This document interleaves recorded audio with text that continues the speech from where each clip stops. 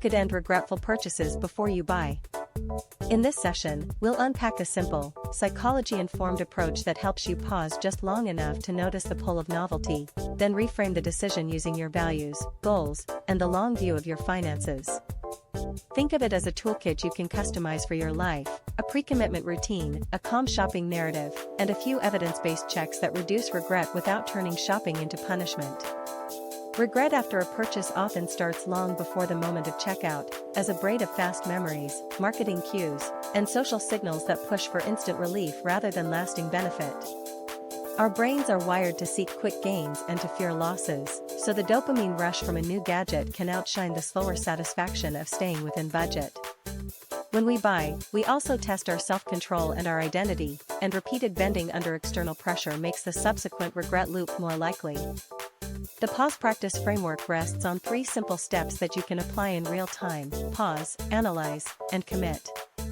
Pause means a brief but intentional breath before the purchase, giving your reflective mind a chance to show up and to notice the feelings, the salesperson's pitch, and the paperwork fatigue. Analyze invites you to ask 2 critical questions: do I need this now, and will this purchase align with my broader goals and values, not just my momentary impulse? Commit involves translating insight into action by setting a specific, time-bounded decision rule that you can stand behind when the temptation returns. Pre-commitment works because it shifts the moment of decision away from the crowded store of emotion and into a structured plan you designed in advance. Examples include a 30-day cooling-off rule for non-essential items, a written shopping list that you only add to with deliberate intent, and a price date check that forces you to compare options over time. You can also set a per-item budget, keep receipts for reflection, and use an accountability partner who agrees not to celebrate your next impulse purchase but to help you reflect honestly after the fact. Cooling off isn't punishment, it's a way to let your emotions settle and your rational mind assess the true value of what you want to buy. Record triggers that tend to spark impulse spending, such as a crowded store, a social media post, or a weekend mood, so you can anticipate those moments and respond with the pause rather than the purchase. The habit you build is a micro-ritual. When a purchase request arises, you implement the pause, then you document the reason you want the item and the reason you might not need it. Many purchases are less about need than about signaling, status, or a hoped-for version of yourself that others will endorse. When you examine the story you tell yourself at the moment of purchase, you begin to see how identity goals, being capable, fashionable, or generous, can be satisfied by alternative, cheaper routes.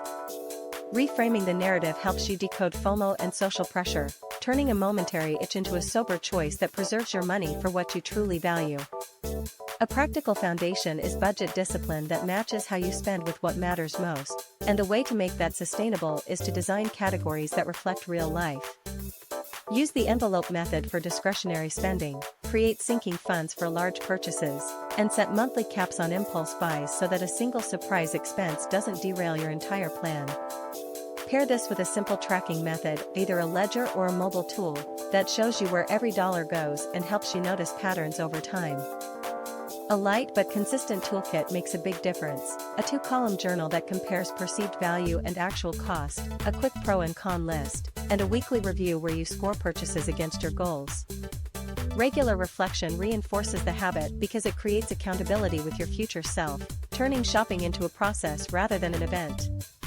Keep a visible reminder of your priorities, such as a 1-page personal budget and a short list of non-essential items you are allowed to buy only after honest reflection. Consider a common scenario: you see a coat on sale and feel a pull to snap it up before sizes sell out, but you already own a dozen jackets.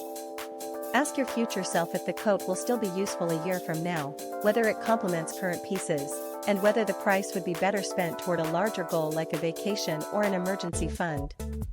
Another scenario involves gadgets with a lot of hype. They often promise convenience but deliver only temporary novelty, so applying the pause and a small budget test can reveal whether the item is an investment or a temporary lure. Marketing often relies on urgency, scarcity, and social proof to override your intent, so it helps to name the tactics allowed and neutralize their power with a predefined rule. For example, commit to only considering a sale item after you have compared features and priced alternatives across 3 days, and question whether you would still buy it at full price. If you can't clearly justify the purchase when you revisit it later, treat the deal as a signal to drop the idea and redirect energy toward your plan. Knowing when to walk away is itself a skill, and you can practice it by setting a clear exit rule for yourself in the moment of decision. If the item triggers a moral negotiation in your head by now or regret later, then it's often wiser to leave it and evaluate it during your scheduled reflection or after a cooling-off period.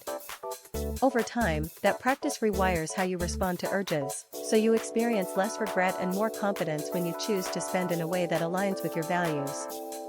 Make a weekly practice of reviewing your spending and testing your pre-commitment rules in a calm setting, so the pattern becomes automatic rather than a mental struggle. During these reviews, separate purchases into essentials, wants, and exceptions, and grade each purchase on how well it serves a current goal, how much anticipation it creates, and how it would affect your future money trajectory. This routine gives you data you can use to optimize your rules, adjust thresholds, and celebrate progress as your self-control becomes more reliable.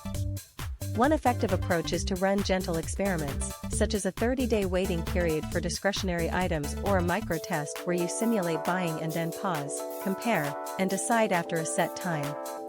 Record the outcomes of these experiments, which purchases disappeared, which provided real value, and how your mood and finances shifted as a result. Treat each experiment as data about your own psychology, not as a verdict on your desires, and use the lessons to refine how you shop and save. Common pitfalls include rushing through a decision when emotions are high, blaming marketing rather than examining your own triggers, and conflating preference with necessity. Another pitfall is relying solely on willpower without a system, which can work for a while but tends to erode when stress increases. Finally, avoid letting a single regretted purchase define your long-term progress. Normalize setbacks as opportunities to learn and adjust your rules. Reducing regretful purchases isn't about policing yourself into sameness, it's about designing a gentler, clearer structure that helps you translate intention into action. When you combine pause, pre-commitment, emotional awareness, and practical budgeting, you create a sustainable path towards shopping that supports your goals and your money mindset. If you found this approach useful, consider trying one small pre-commitment this week, share your experience in the comments, and subscribe for more psychology-based strategies to improve your relationship with money. Beyond the coats and gadgets, here are a few more everyday situations that test your pause and your plan. A gym membership trial that seems cheap until you realize you'll rarely go. A streaming promo nudging you to upgrade for just this month. A bulk pantry buy that promises savings but clogs your shelves. A fashion flash sale that makes you feel you'll fall behind if you don't act now. In each case, the same pattern shows up: a quick relief from getting the item, followed by a slower appraisal of whether it truly belongs. To see the pattern clearly, imagine a tiny decision tree for an item you're tempted by. If you pause, ask how it aligns with the current goal, and wait 3 days, the outcome becomes clearer. Sometimes you decide yes and it supports your plan, other times you decide no and free up money for something you actually want. Either way, you gain data your future self can use. The items that matter tend to pass the long view test. They replace something you'd acquire later at a higher cost or support a goal you care about, like a vacation, a home project, or an emergency fund. Practical steps you can try this week: set a simple rule for non-essential purchases, such as no new item without a written reason and a 72-hour wait. Keep a one-line note on the outcome you seek and why you want it. Run a micro-test by pausing for a day and revisiting after 3 days. Record the price, the potential saving, and the mood shift in a short journal entry. Schedule a brief weekly review to tally experiments, adjust thresholds, and celebrate durable wins. Try a monthly challenge to redirect a recurring impulse into savings, a donation, or a useful substitute item you already own. Common mistakes to watch for: rushing through decisions when emotions run high, letting marketing scripts define your value, confusing preference with necessity, using guilt as a trigger to buy, counting on willpower alone without a practical system, letting one regret fuel a blanket judgment about your finances. Each misstep is a signal to slow down, not a verdict on your progress.